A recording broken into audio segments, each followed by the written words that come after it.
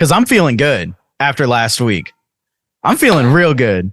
What's up, guys? Welcome into another episode of Barbers United Fantasy Football League podcast. I'm here, and Dalton is here, and Dalton's feeling almost a little bit too good. I don't know, dude. You're feeling smiling a lot. We're back. Your number one point scorer from last week went nuts, even though you had heartbreaking news. Yeah. As you're on the cusp of getting your wide receiver one back, the man that's been holding it down for you, Dell goes down. Excuse me. It's rough, man. Just overcoming this sickness finally after a week and a half. I'm almost there. There's light at the end of the tunnel, but apologize for my voice tonight if it doesn't sound the best. But yes, Dalton, Dell goes down, but you still win. Feeling good though. Convincingly. No shade to Ty. Convincingly. But I dropped 175 with a guy who went down on, I'm pretty sure it was the opening drive with 0 points. It was early. I don't think it was the opening drive. I think it was like right before halftime. Was it? But it was around there. I was watching a few back and forth, but it was pretty early. Man. Yeah, it was rough. The fact of the matter is Travis Kelce was my lowest performer last week. That's crazy. Which is a crazy thing to say because he still had a decent game. The fact of the matter is we are 1 week away. 1 week away from the playoffs. There are 3 teams locked in. There are 3 spots left. There are 3 teams that are out of it. And there are 6 teams vying for 3 spots. So let's jump in. Dalton, give us our results from last week, and we'll talk about the ones that actually matter. All right, wrapping up week 13, we had the Daltonius Daddies, your highest scorer of the week, big flex, 175 over Team T-Shet 103. We had Braden the Catalina Wine Mixin with a stomping over Big Dub Shuts 157 to 84. Marcos Trap Daddy Thatcher holding it down at 130, beating Team J Money with 101. We had the Cooper Scoopers losing to Team JM Landrum 109 to 148. Jonas, Team Only Fades, losing to Team MJ Burley, 101 to 108. We'll talk about that more here in just a moment. And for our game of the week, Blake CD's TDs goes 2-0 versus Lucas, the Book of Mormoms, beating him 173 to 111. I mean, that was a whooping. Okay, now before we go into these matchups, real quick, give us the standings as well. I want the standings to go now. That way we can talk about these as we talk about these matchups. Where are we after this week? Give us our standings. So after this week, we have a new number 1 in town. Blake CD's TDs is the lone number 1 seed at 10-3. At number 2, we've got Lucas, the Book of Mormoms. Number 3 is Marcos Trap Daddy Thatcher. Number 4 is Jonas, Only Fades. Number 5 is JM Landrum. Number 6 is J Money. Number 7 is Team T-Shet. Number 8 is the Daltonius Daddies. Number 9, the Cooper Scoopers. Number 10, Team MJ Burley. Number 11, Big Dub Shuts. And number 12, the Catalina Wine Mixin. So with that being said, I think let's start with yours. You and T-Shet, Ty was 6-6 and you were you both? No, you were 5-7. Yeah. So I was 5-7. If Ty had won, I think Ty pretty much would have catapulted himself into locked in at 7-6. He'd be with, he would have been tied with me, I believe it is, right there. A game ahead of everyone. He loses. You win. You keep your season alive. Now, you do lose Tank Dell, but I believe Justin Jefferson is coming back, right? He's cleared healthy. I got the notification on my sleeper app while I was driving home from work today. Justin Jefferson's status changed from questionable to healthy. We're back.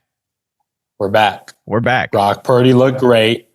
Derrick Henry looked good. He did. He was in concussion protocol, but he cleared. He's still listed as questionable, but he's questionable, will play. So, I'm not super worried about him. Zeke Elliott popped off. DK Metcalf pretty much had this game wrapped up Thursday night, right? Yeah. Dude, DK Metcalf, we talked about, so we recorded the last episode on Thursday before the Thursday night game started. And I said in the episode, I just need DK to catch some bombs. And boy, did he do that. It was honestly, that was the most fun I've had watching a football game that didn't involve the Chiefs all season long because I had Brandon Cooks on the other side. who went 4 for 4, 45 yards, a touchdown, and a 2-point reception or a 2-point conversion. And then DK balled out 6 for 8, 134 yards, 3 touchdowns.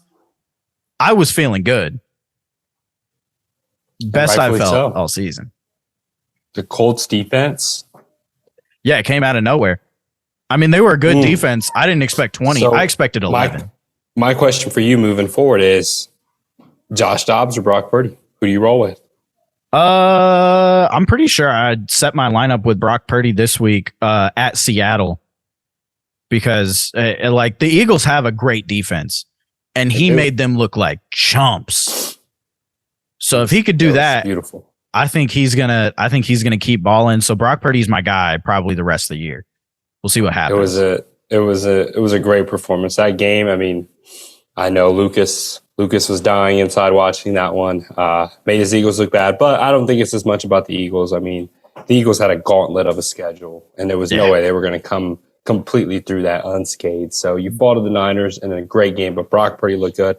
I don't see how you bench him. I know you love you some Josh Dobbs, but I think you got to move forward with Brock Purdy. So it's a business decision. It's a business decision. Our game of the week did not feature two guys that were fighting to get into the playoffs. It featured two guys that were fighting for the number 1 seed, fighting for those buys. Blake does come out on top, huge. Came close to being the number 1 scorer on the week, only behind yours. True, I was going to say yours truly, but that would have meant me, right? Yeah. Yeah, that would have blown that. So only behind Dalton, the daddies. But his team goes off. Laporta, Nico Collins, CeeDee Lamb, Alvin Kamara, pretty much all the way across the board. Lucas really didn't have a bad week. Looking at his score, I mean, he had Tyreek Hill, who went nuts. Tua had a pretty good game. A.J. Brown had a good game. So not the worst week ever, a winnable week, but definitely not a Lucas-esque week, not what you expect to see from him. So, but, you know, I guess the comfort in that is knowing that even a great week from you probably still loses because that's how good of a week Blake had. So I don't think Lucas is probably too upset. His team, a couple guys could have done a little better, but like I said, at the end of the day, you don't really, when someone scores 170 points on you, you don't normally win. So. Right. Yeah, it was Swift only had 4 points. Again, that was the Niners' probably best game of the season. Marquise Brown, 0 for 3. Didn't record a reception, so that one probably hurt the most. No, I say that, and then I keep scrolling down. The Cowboys, who were my kryptonite in week 1, had -1 points on defense, so that definitely, like those 3, I don't believe he still wins, even if those 3 have okay performances, right? Because he needed 62 more points. That probably wasn't going to happen. Blake's guys just all got hot, but that would have saved face a little bit, like those 3. So. It sucks, but it happens. And then the other one between two people fighting for it was Peyton and Jake. And Jake comes out big, almost 150 points. Yeah, 148. Gets his win. And so looking at the standings here, because this is what matters right now. Blake is firmly on top. If he wins, he is the number 1 seed. If he loses, it's going to come down to points, but he is slightly ahead of Lucas. So, and Marcos. So I do think Blake will finish off the season as the number 1 seed. Yeah. It will come down to Marcos and Lucas to see who gets that second bye.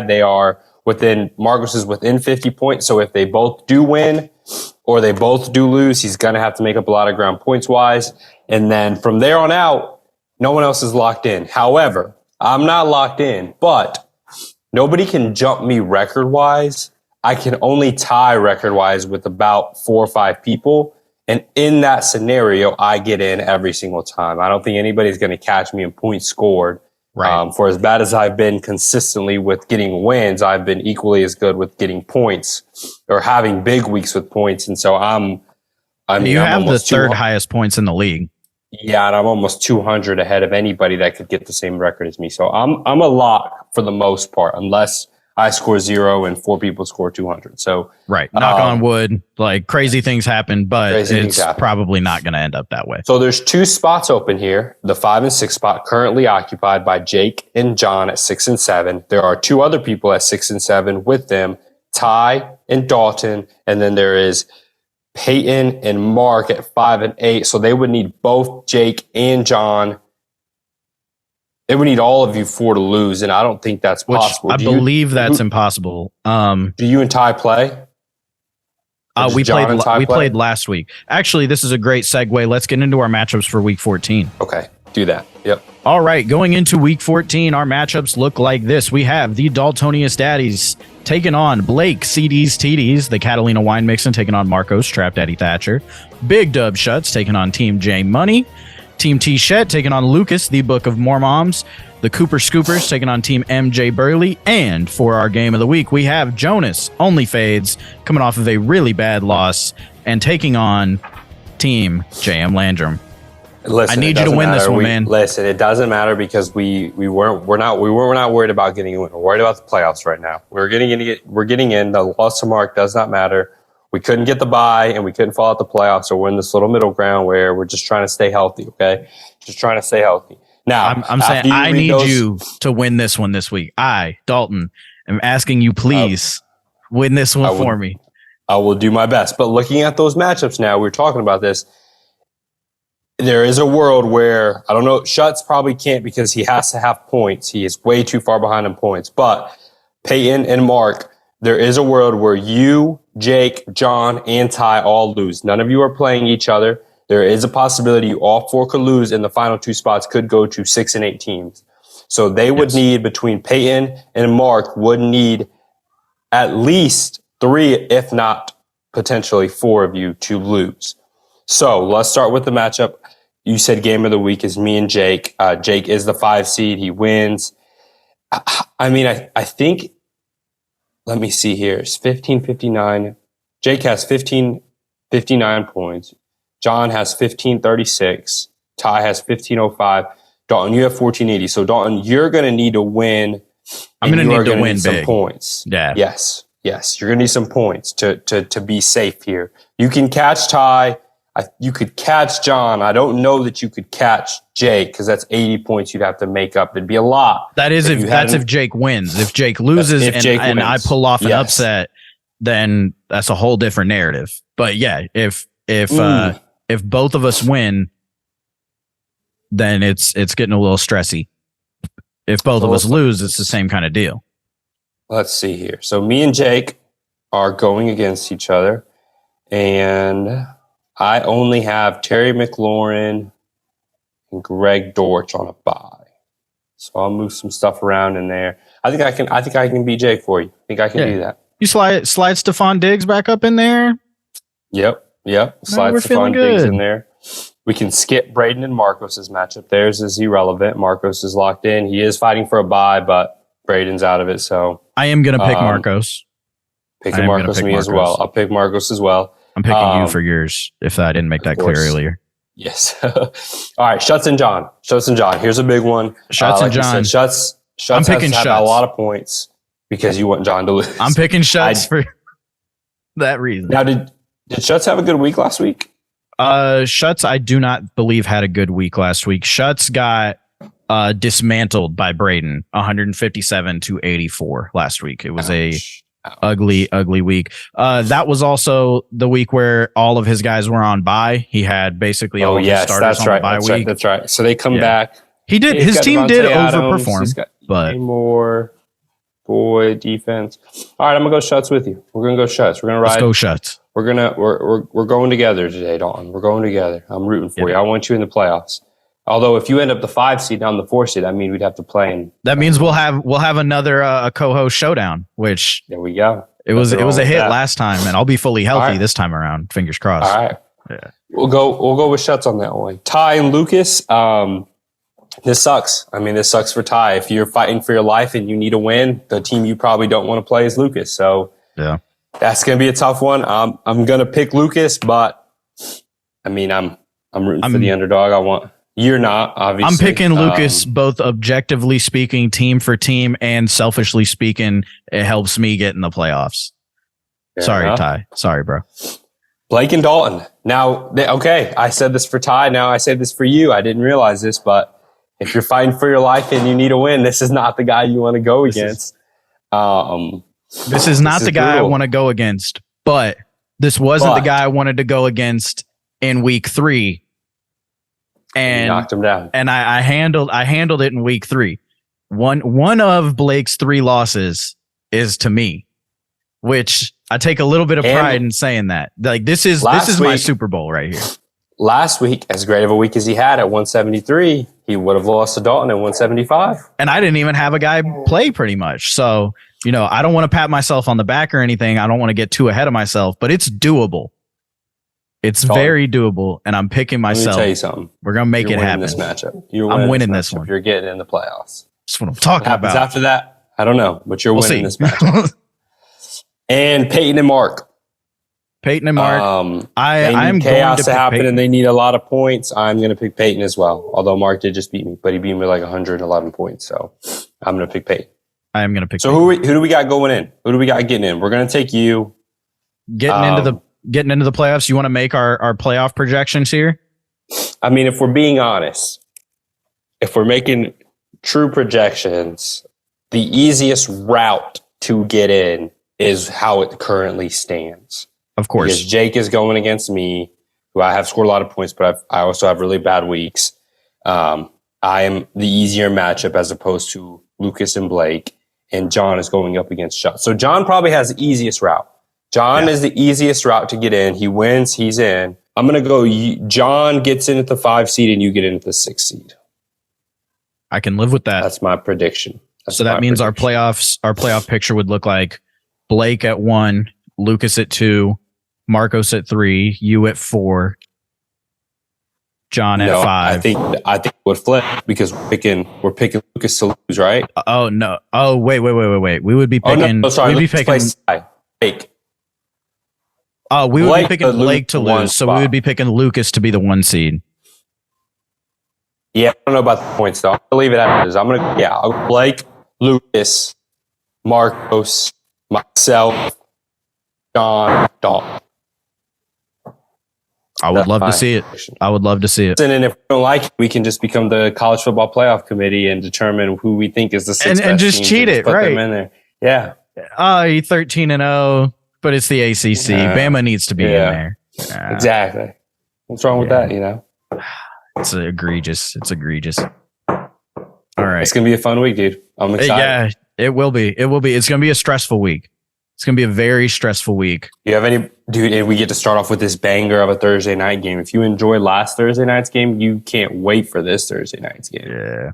You don't know who it is, do you? You clearly don't know who it is. It's the Patriots and the Steelers, bro. It's gonna be an ugly game. I don't think I can watch it. It's going back and forth all week. I don't know if I can watch it. Bailey Zappi versus Mitchell Trubisky. The quarterback duel everybody cares about. Dude, if the Chargers and Patriots ended 6-0 last week, there's a good chance this could end 3-0. This could end 0-0.